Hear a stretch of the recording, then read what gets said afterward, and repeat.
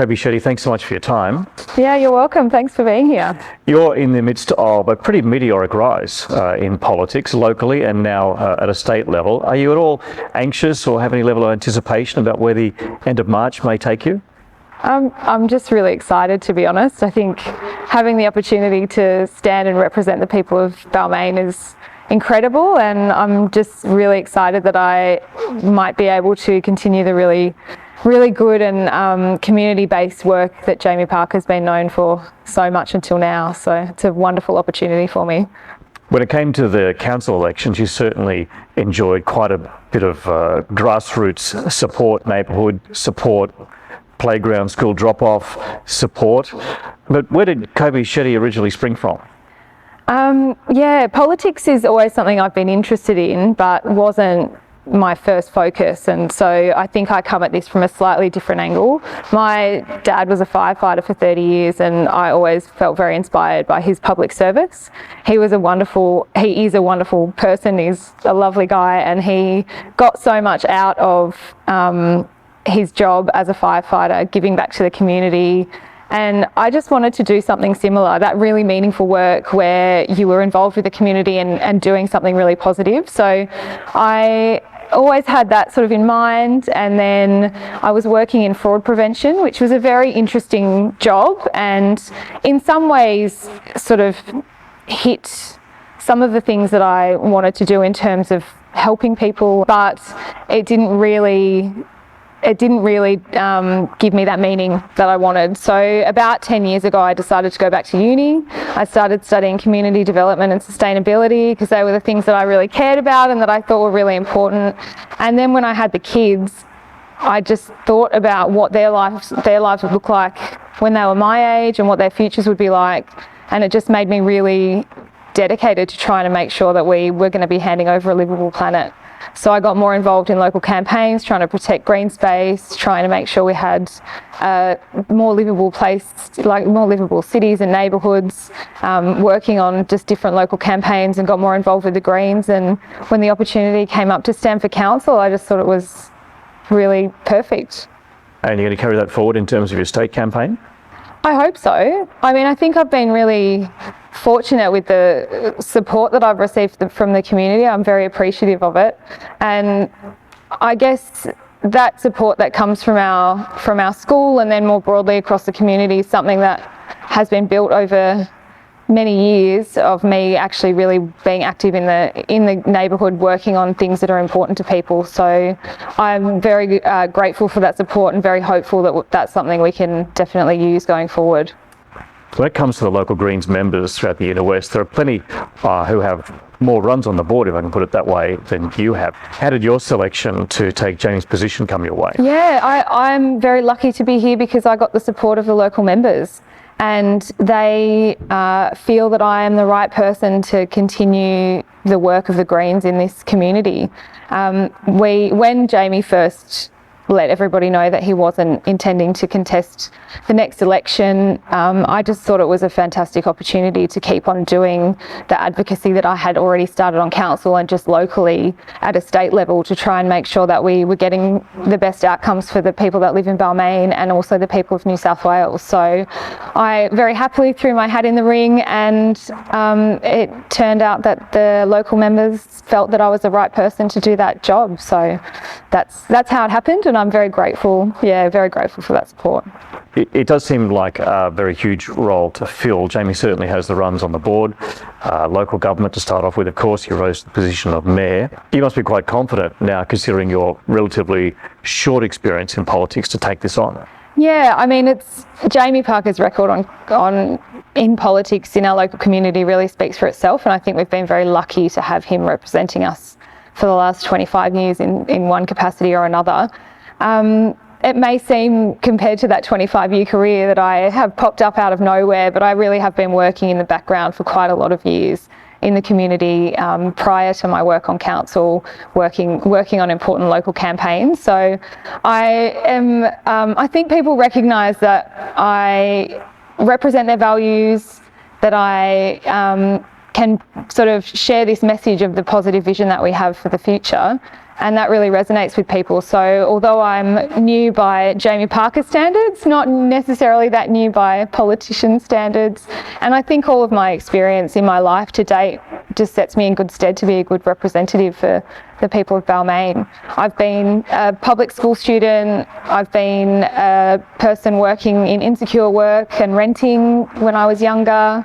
My parents are blue collar, and yeah, I've got sort of that corporate experience as well, where I've seen the harm that can be done to people when it's the vulnerable people that are really taken advantage of financially. So I think all of that other experience of mine does set me in good stead, despite my relatively short career in politics. Like all good campaigners, you're out there shaking hands with the local people. What sort of things are people looking for you to be able to change if you make it into Parliament?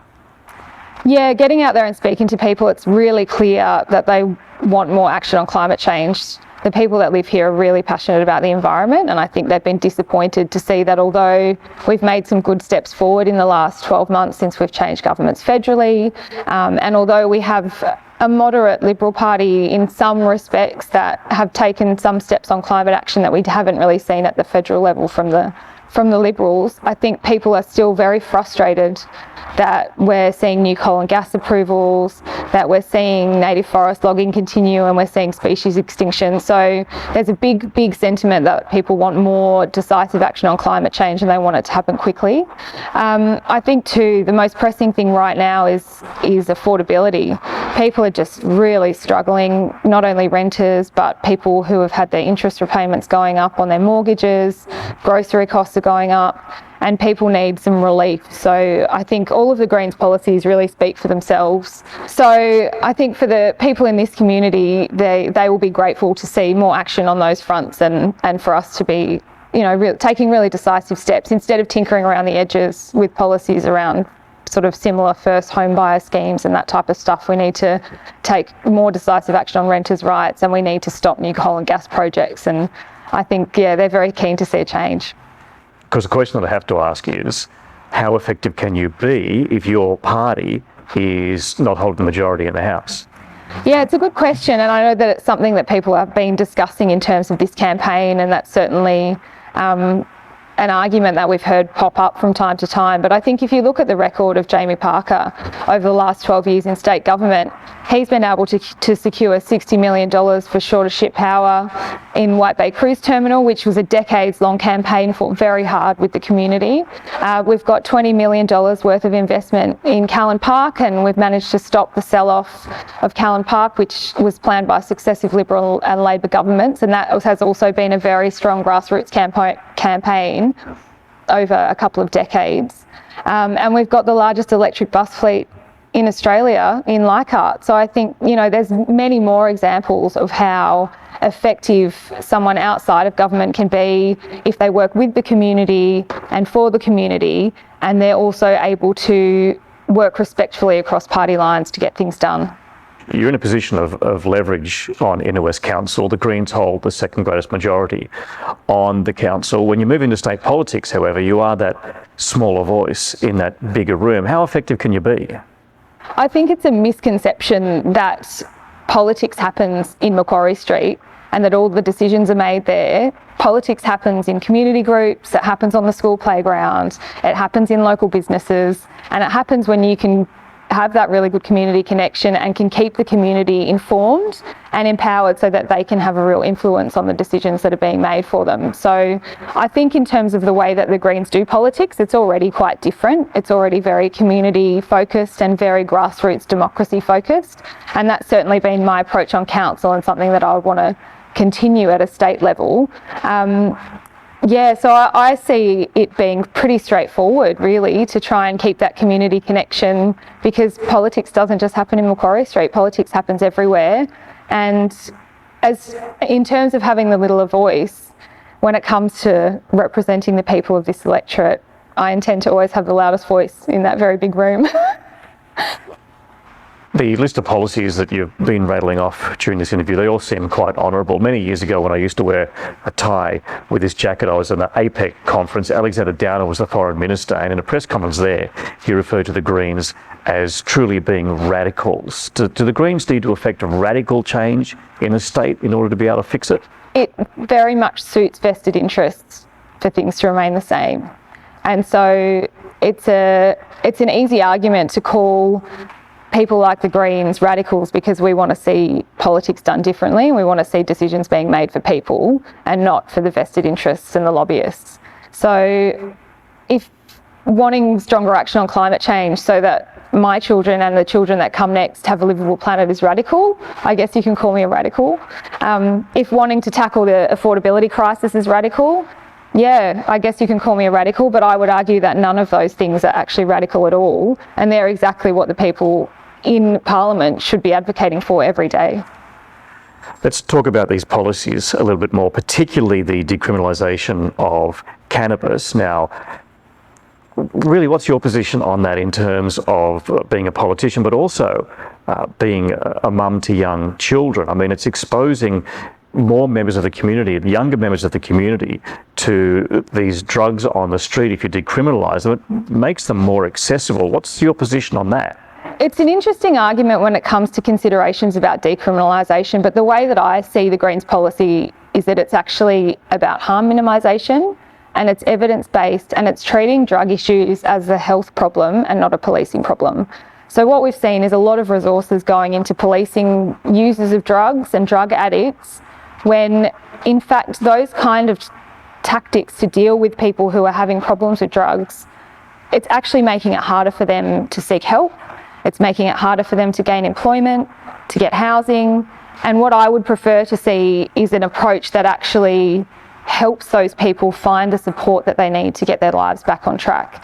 And the reality is that if somebody wants to get their hands on weed, they can. It's not that decriminalising it's going to make that any different. It just takes the drugs out of the black market and out of the gangs. You know, it's gangs and the criminality, that criminality aspect. Those are the people that are making money out of the illicit drug trade.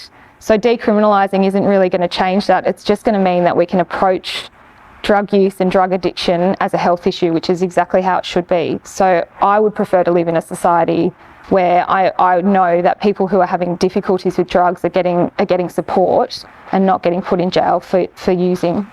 Okay, so I need to ask you then about the position of the Greens on poker machines in clubs and in pubs. So on one side, you're decriminalising an element of vice in the community, that is cannabis. On the other side, you want to remove the gambling opportunity in pubs and clubs. How do you rationalise that inconsistency, if you like, in the policies? Yeah, I've not really thought about them as inconsistent because I think they're two quite different issues. And what we've seen is that poker machines in pubs and clubs are so prolific, they're literally everywhere, that we've gotten to a point now where people in New South Wales lose more money to poker machines than anybody else in the world per capita.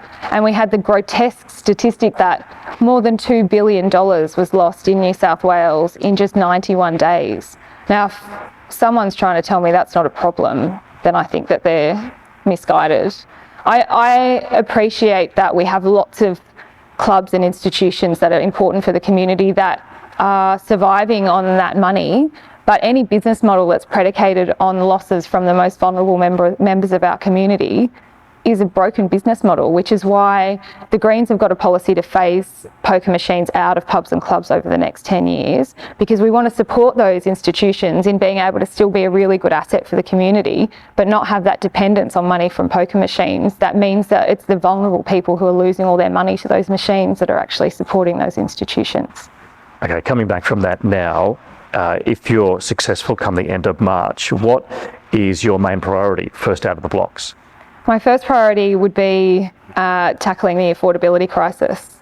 So we just need to take some really decisive action on renting, and we need to take some really decisive action on affordable housing and on public housing as well. We've seen both the major parties not doing enough on public housing. I think we need to make sure that whoever forms the next government is going to maintain the public housing that we've got, make sure that we stop selling it off, and build more of it, because we've got 51,000 people on a social housing wait list in New South Wales, and they're people that can't afford to wait 10 years for somewhere to live.